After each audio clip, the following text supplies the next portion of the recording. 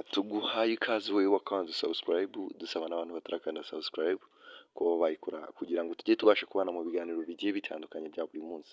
Gusa hagati aho munyemerere nshimire abantu twabanye mw'uriya mwaka urangiye wa 2025, gusa mbifuriza umwaka mushya muhire wa 2026 twinjiyemo, mbabwira ngo uyu mwaka uzababere uw'umugisha, uyu mwaka uzababere uwo guhirwa, uyu mwaka uzababere uw'amahirwe, gukunda ndetse no gukundwa haba ari byo bibagana. Reka mbabwire ko uyu munsi tugiye gutangira tuganira ku muhanzi bita King Kivumbi. Reka nze ngaruke gato duhita tumurebaho amakuru arambuye. Nta gutinda rero reka duhite dutangira. Uyu muhanzi muzi nka King Kivumbi, amazina ye nyakuri ntiyabashije kumenyekana cyangwa ntiyabashije kujya ku mbuga nkoranyambaga cyangwa mu itangazamakuru, gusa wewe ubwe avuga ko yitwa King Kivumbi cyangwa Kivumbi King. Benshi nuko mumuzi, nawe niko avuga ko yitwa, gusa ababyeyi be ubwo babashije kugaragara mu itangazamakuru ubwo yari arimo amurika alubumu ye, ntago babashije nabo kwegerwa cyangwa se babashije kubazwa amazina ye nyakuri nk'umwana wabo. Gusa uyu musore akaba yaravutse itariki 26 Ukuboza umwaka w'igihumbi kimwe magana cyenda na 98. Akaba yaravukiye Burundi Bujumbura, gusa nyuma yaje kuza mu Rwanda cyangwa se yaje gukorera umuziki mu Rwanda. Uyu musore King Kivumbi rero yatangiye ubundi ari umunyabisigo cyangwa ari umusizi, ahimba ibisigo byinshi cyane, ariko gusa yaje kwisanga mu muziki bitewe nuko yawubonaga cyangwa se nuko yawukundaga n'uburyo yawisangagamo akenshi cyane. Reka tugaruke tubabwira uburyo yatangiye umuziki we muri rusange, nta gutinda.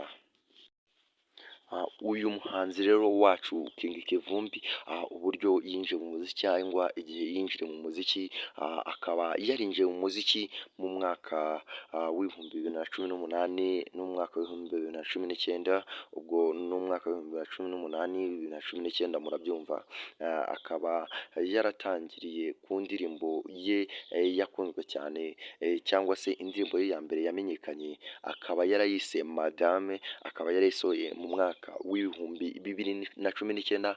Iyi ndirimbo rero ikaba ari indirimbo yari irimo ubutumwa cyane cyane, ikaba yaramufashije kuzamuka cyangwa se ikaba yarazamuye izina rye ugereranyije nuko yatangiye umuziki mu mwaka w'ibihumbi 2018, guhita uzamuka mu izina mu mwaka w'ibihumbi 2019 ugasohora indirimbo igakundwa cyangwa ikamenyekana, aba ari ikintu gikomeye cyane.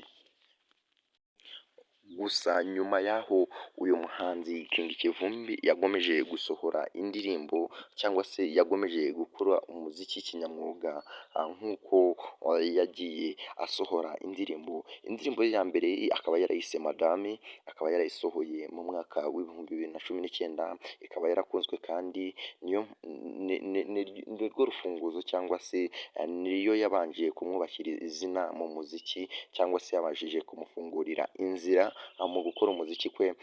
Yakomeje gukora indirimbo zakunzwe cyane cyangwa yakoranye n'abandi, akaba hari yakoranye n'umuhanzi bita Bushali, Nakumena Amaso. Iyo niyo ndirimbo yakoranye na Bushali, gusa yarakunzwe, ni imwe mu ndirimbo zamufashije cyane kumenyekana cyangwa se kuzamuka cyangwa se kumufungurira. Niwe yakurikijeho nyuma yo gusohora Madame. Akaba yarasohoye n'indirimbo yindi bita Keza, amashusho yafatiwe i Bujumbura, nayo yakunzwe cyane ugereranyije nuko yari akirimo kuzamuka, ndetse abenshi muranayizi, akaba yarayise Keza.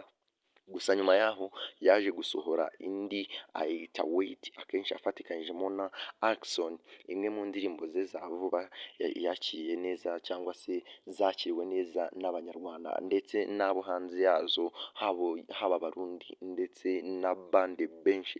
Yakomeje gusohora indirimbo, hakaba ariyo yise Captain, hakaba ariyo yise Yarampaye, hakaba ariyo yise Salite, hakaba ariyo yise Wine, hakaba n'izindi nyinshi yagiye akorana n'abahanzi bagiye batandukanye, hari izo yakoranye na Shafi ndetse n'izindi nyinshi, hakaba ari n'iyo yakoranye n'umuhanzi bita The Ben. Urumva gukorana na The Ben ni ikintu gikomeye kabisa, bakaba barayise My Name. Izi ndirimbo rero zafashije cyane izina rye mu Rwanda no hanze, aho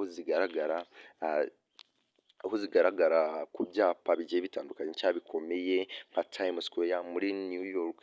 Urumva rero kugira ngo indirimbo yawe igaragare kuri Billboard zo muri Amerika, aba ari ikintu gikomeye, biba byagusabye imbaraga nyinshi kugira ngo ubigereho.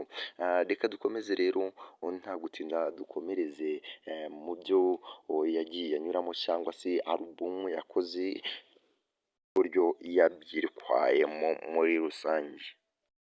Uyu muhanzi King Kivumbi rero akaba yaragiye asohora alubumu nyinshi zigiye zitandukanye, harimo alubumu yasohoye bwa mbere mu mwaka w'ibihumbi bibiri na makumyabiri na rimwe, akaba yarasohoye alubumu yita DID, akaba ari alubumu ye ya mbere, nayo yakunzwe cyane ugereranyije n'izindi yagiye asohora nyuma yaho.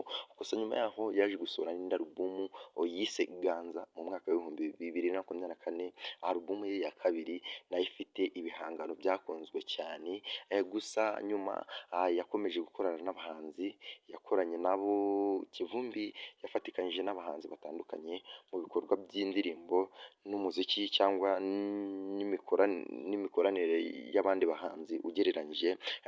Mu ndirimbo akaba yarakoranye indirimbo na Bushali kuri Nakumena Amaso, ngira ngo nari nabibabwiye ruguru. Akaba yarakoranye na Action kuri Wait, akaba yarakoranye na Kirikwaki, umuhanzi wo mu Burundi, kuri Yarampaye. Reka dukomeze rero tureba n'abandi bahanzi yagiye akomeza gukorana nabo muri alubumu, cyangwa se abo yagiye akorana nabo mu bitaramo byagiye bigaragara cyangwa byagiye bijya hanze. Uyu muhanzi King Kivumbi rero yafatikanyije n'umuhanzi bita Mike Kayihura gukorana EP Installation mu mwaka w'ibihumbi bibiri na makumyabiri na gatanu. Ngira ngo mwumvishe indirimbo nyinshi cyane bagiye bakorana, cyangwa harimo Close, harimo Mama ndetse n'izindi nyinshi cyane zagiye zigaragara hanze, cyangwa se zagiye zigaragara hanze, yaba ku mbuga nkoranyambaga ndetse n'izindi mbuga nyinshi zicuruza umuziki na YouTube. Uyu muhanzi rero reka tugaruke tureba wenda ibingibi byamugezeho gute se, cyangwa se yamenyekanye gute, ni ikihe kintu cyazamuye izina rye cyane, yaba hanze y'u Rwanda ndetse no hanze y'Afurika.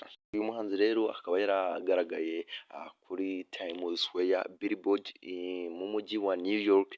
Urabyumva rero, ni Billboard yagiye agaragaraho ku ndirimbo ye yise Wine, yabashije gukundwa cyane ndetse ikamugira umuhanzi mpuzamahanga, cyangwa se akamenyekana ku rwego mpuzamahanga ugereranyije n'abandi.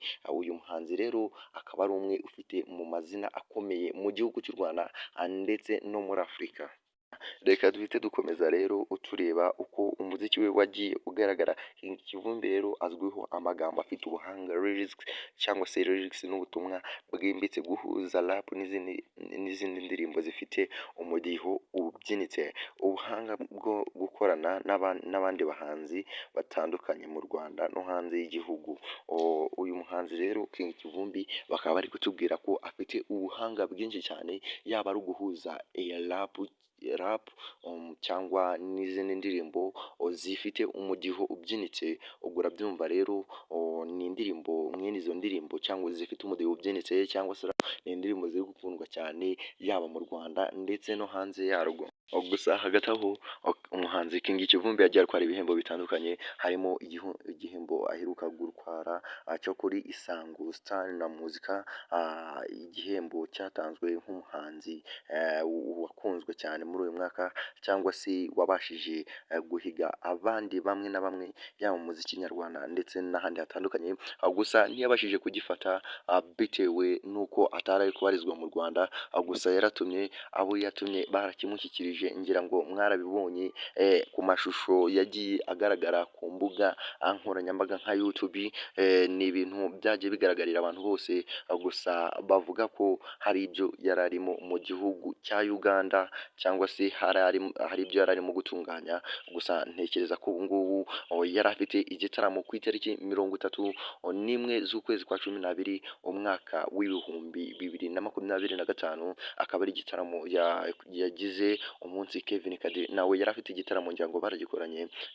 Reka nsoze mbashimira mwebwe mwabanye natwe muri iki kiganiro, nsaba n'abantu batarakanda subscribe uko bayikora kugira ngo tujye tubasha kubana mu biganiro bigiye bitandukanye. Akanda kuri ako kamenyetso kanditseho subscribe, then ukande no kunzogera kugira ngo ujye ubasha kubona ibiganiro buri uko uploading. Reka mbashimire nongere nanabashimire mwebwe twabanye, ubwo tuzongere guhuza undi munsi tuganira ku wundi muhanzi cyangwa se ku bandi bahanzi. Reka mvuge gutyo, murakoze cyane, ciao ciao.